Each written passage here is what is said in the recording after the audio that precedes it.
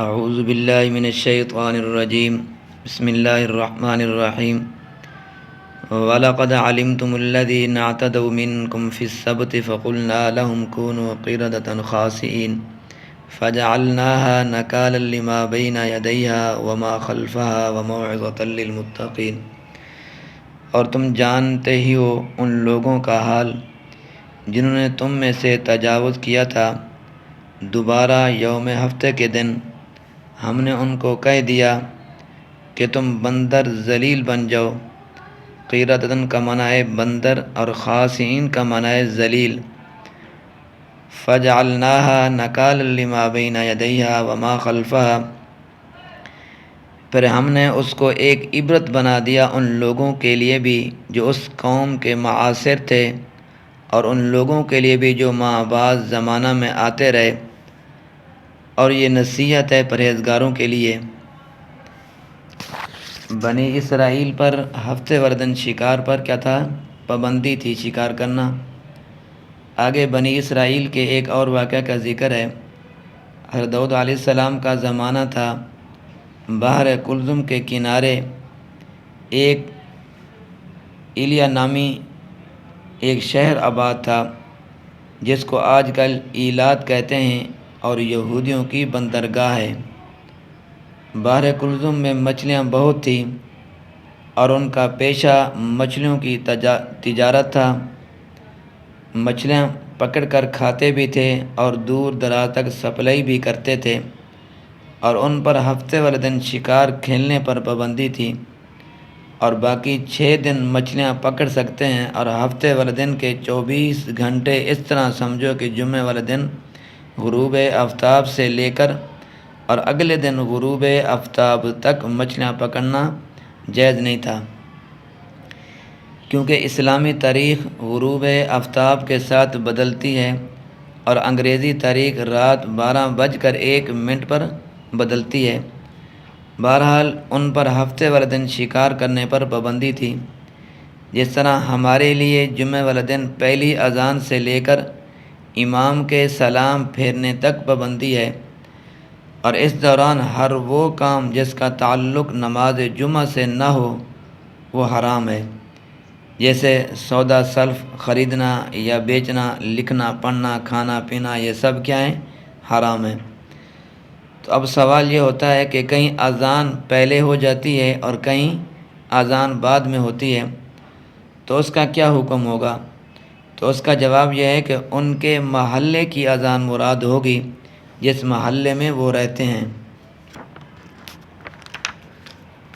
اور اس مسجد کی اذان مراد ہوگی جس میں وہ جمعہ پڑھتے ہیں۔ اور دوسرا سوال یہ ہے نماز جمعہ کے ساتھ کن کاموں کا تعلق ہے؟ تو اس کا جواب یہ ہے کہ اذان کے بعد وضو کر سکتا ہے، غسل کر سکتا ہے، مسواک کر سکتا ہے، خوشبو لگا سکتا ہے۔ خطیب امام ہے تو جمعہ کے متعلق عنوان کا مطالعہ کر سکتا ہے، حوالے دیکھ سکتا ہے، قرآن کریم کی کوئی آیات کریمہ دیکھنی ہے یا حدیث پاک دیکھنی ہے تو دیکھ سکتا ہے، کیونکہ ان سب کا تعلق جمعہ کے ساتھ ہے، اور جن چیزوں کا تعلق نماز جمعہ کے ساتھ نہیں ہے اچھی طرح سمجھ لو کہ وہ اذان اول سے لے کر امام کے سلام پھیرنے تک وہ کام کیا ہے؟ حرام ہے۔ مگر اچھے بھلے لوگ خرید و فروخت کرتے رہتے ہیں اور حلال کو حرام کر کے کھاتے ہیں، پھر ہمارے لیے تو 1.5-2 گھنٹوں کا وقت ہے، اور ان کے لیے یعنی بنی اسرائیل کے لیے 24 گھنٹے تھے کہ ان میں اللہ تعالیٰ کی عبادت کے سوا اور کوئی کام جائز نہیں تھا۔ تو شکار کرنے یا نہ کرنے کے بارے میں 3 گروہ تھے۔ وہاں کے لوگ 3 حصوں میں تقسیم ہو گئے۔ ایک گروہ وہ تھے کہ ہفتے والے دن مچھلیوں کا شکار شروع کر دیا، اور دوسرا گروہ وہ تھا جنہوں نے ان کو 1-2 منٹ کے لیے کچھ وقت کے لیے منع کیا۔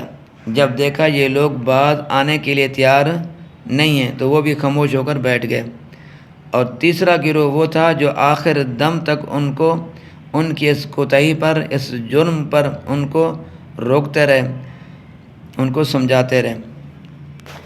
پھر جو شکار کرتے تھے اللہ تعالیٰ ان کے لیے مزید آزمائش کر دی کہ ہفتے والے دن مچھلیاں باقی دنوں کی نسبت زیادہ ہوتی تھی۔ یہ دیکھ کر برداشت نہیں کرتے تھے اور وہ ہلا بہانے کے شکار کھیلتے تھے کہ بحر کلثم سے چھوٹے چھوٹے راہ بنا کر نالیاں بنا کر نکالے اور ان کے ذریعے پانی تالابوں کو لگاتے۔ جدھر پانی جاتا مچھلیاں بھی ساتھ جاتی، پھر پیچھے سے پانی بند کر دیتے اور پھر پورا ہفتہ پکڑتے رہتے۔ تو انہوں نے اللہ تعالیٰ کے حکم کا حلیہ بگاڑ دیا۔ پھر شکلوں کا مسخ ہو جانا، جب ان سے کہا جاتا یہ کام نہ کرو، شریعت کی خلاف ورزی ہے، تو کہتے کہ ہم ہفتے والے دن تو شکار نہیں کھیلتے، باقی شکار کرتے ہیں باقی دنوں میں۔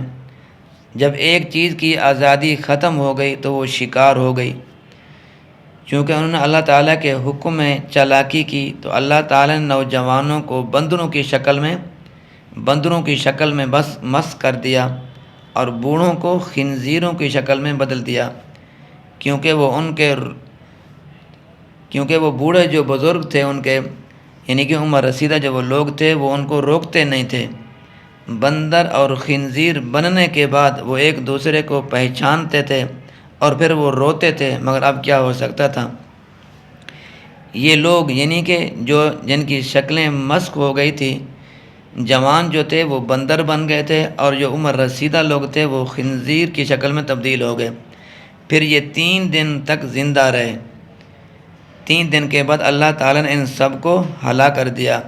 یہ جو آج بندر اور خنزیر موجود ہیں یہ ان لوگوں کی نسل نہیں ہے، یہ مستقل حیوانوں کی نسل ہے۔ یہ الگ نسل ہے، الگ یہ حیوانات ہیں۔ اور اسی طرح انسان کا کام یہی ہے کہ جہاں برائی ہو رہی ہو تو اس کا پہلا حق یہی ہے کہ اس برائی کو اپنے ہاتھ سے روک دے، یہ اس کا ایمانی تقاضا ہے۔ اگر اتنی بھی اس کے اندر قوت نہیں ہے، طاقت نہیں ہے، تو فرمایا اس برائی کو، اس گناہ کو زبان سے روکے۔ اتنی بھی طاقت نہیں ہے تو کم سے کم اس برائی کو، اس اللہ کی نافرمانی کو، اس گناہ کو دل کے اندر برا سمجھے، بھئی یہ کام غلط کر رہے ہیں، یہ کام صحیح نہیں ہے۔ گانے بجانے کا وبال اور اس صورت کے اندر بھی شکلیں مسخ ہو جاتی ہیں۔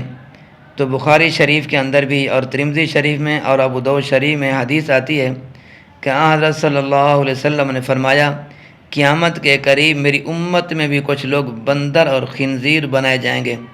تو آپ صلی اللہ علیہ وسلم سے سوال کیا گیا کہ حضرت وہ کلمہ نہیں پڑھتے ہوں گے؟ تو آپ صلی اللہ علیہ وسلم نے فرمایا یصلون و یصومون و یحجون، نماز بھی پڑھتے ہوں گے، روزے بھی رکھتے ہوں گے اور حج بھی کرتے ہوں گے، مگر گانے بجانے کے بڑے دل دادا ہوں گے۔ پہلے صرف ریڈیو ہوتا تھا، اب ٹی وی، VCR وغیرہ کیبل آ گئے ہیں، نہ جانے کتنی چیزیں بنائی جائیں گی جن کے ذریعے گانے بجانے کا شوق پورا کیا جائے گا۔ ایسے لوگ رات کو گانے بجانے کی مجلس میں بیٹھے ہوں گے انسانوں کی شکل میں، اور صبح کو بندر اور خنزیر کی شکل میں تبدیل کر دیے جائیں گے۔ نہ نمازیں بچا سکیں گے اور نہ روزے۔ تو ایسی نمازوں اور روزوں کا کیا فائدہ کہ برے کام نہ چھوڑیں، صرف نماز پڑھ کر خوش نہ ہوں بلکہ ان کو بچانے کا بھی سوچیں، ان کو ضائع نہ کریں۔ یہ مسئلہ نہیں ہے کہ ہم نمازیں پڑھ لیں، روزے رکھ لیں، حج کر لیں، بس پھر ہم جو مرضی کام کرتے رہیں، یہ غلط ہے۔ فرمایا اور مسئلہ یہ بھی ہے کہ ٹی وی VCR دیکھنا حرام ہے، اگر کوئی شخص ان کو حرام سمجھتے ہوئے دیکھتا ہے تو گناہ گار ہے، اور اگر ان کو حلال سمجھ کر دیکھے گا تو اس آدمی کا نکاح بھی ٹوٹ جائے گا، کیونکہ حرام کو حلال سمجھنا یہ بہت بڑا گناہ ہے، سخت گناہ ہے۔ مغربی قوموں نے ماحول ایسا بنا دیا ہے کہ ہم ان چیزوں کو گناہ سمجھتے ہی نہیں ہیں۔ اور بعض لوگ یہ کہتے ہیں کہ ہم تو نہیں دیکھتے مگر اولاد کے مجبور کرنے پر ان کو لا کر دیا ہوا ہے، تو اس طرح تم معذور تو نہیں ہو سکتے، کیونکہ تم گھر کے سربراہ ہو اور با اختیار ہو، کیوں لا کر دیا ہے؟ اکڑ جاؤ، انکار کر دو، تم نے جب خود لا کر دیا ہے تم گناہ میں شریک ہو۔ اللہ تعالی ہمیں سچے دل سے توبہ کرنے کی توفیق عطا فرمائے۔ اور ہماری زبانوں اور نگاہوں کی حفاظت فرمائے۔ وموعظۃ للمتقین، اور یہ نصیحت ان لوگوں کے لیے جو پرہیزگاروں کے لیے، لیکن ایسے واقعات سے نصیحت اور عبرت وہی حاصل کرتا ہے کہ جس میں انسانیت کا مادہ ہو، اور رب تعالی ہمیں انسان بنائے اور گناہوں سے ہماری حفاظت فرمائے، اور خود بھی نماز، روزہ، حج، عمرہ، کلمہ کو بچاؤ، اور ٹی وی دے کر سب کچھ برباد نہ کر دو۔ جب ہم کسی گناہ کے ساتھ ان کا ہاتھ بڑھا دیتے ہیں، کسی اللہ کے نافرمانی کے ساتھ ان کا ہاتھ بڑھاتے ہیں، تو وہ گناہ وہ کریں گے، لیکن جتنا گناہ ان لوگوں کو ہوگا جو گناہ کرنے والے ہیں، تو اتنا ہی بیانی گناہ ان لوگوں کو بھی ہوگا جو گناہ کرانے کا سبب بنے ہیں۔ لہذا کوشش کیا کریں، اگر کسی کی آپ نے معاونت کرنی ہے، اگر کسی کی آپ نے مدد کرنی ہے تو نیکی کے اندر مدد کریں، اللہ کی نافرمانی کے اندر کسی کی مدد، کسی کی ہیلپ نہ کریں۔ اللہ تبارک و تعالی میرا اور آپ کا حامی و ناصر ہو۔